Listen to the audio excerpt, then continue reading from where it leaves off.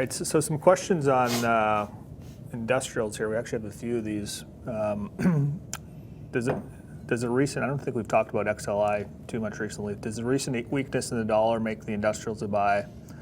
Looking at CAT, Deere, ITW, and wondering if that is why Roper's rising into earnings. Obviously, all these companies are very different end markets, et cetera. Well, Roper's been rising, not into earnings. Roper's just been rising the whole time since Roper became a consensus long stock. So again, that position is, thank you for calling it out, it's 2.8% against me. It's the only short on the stock side that I've had wrong, currently in real-time alerts.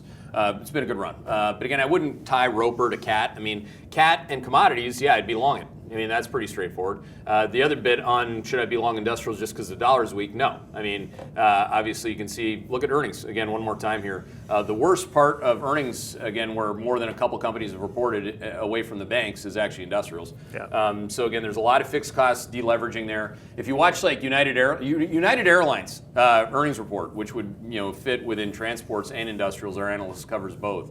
Just devastating. The numbers out there are devastating. And I can't for the life of me get to the demand place where you would buy the stock. Now, I buy the commodities. Why wouldn't you buy copper? Why would you buy industrial stocks? Like, because you have to? Because the person on the old wall said just buy stocks? Copper has crushed industrials. Industrials, look at the bongo board, guys, on industrials. Depending on what duration you want to look at, industrials, let's see here. Industrials are down 12% this year. That's a terrible place to be. And no, I'm not buying them. And in quad 3, you wouldn't be buying them either. There are certain parts of the industrials, like chemical companies. In my PA, I own Eastman and I own PPG.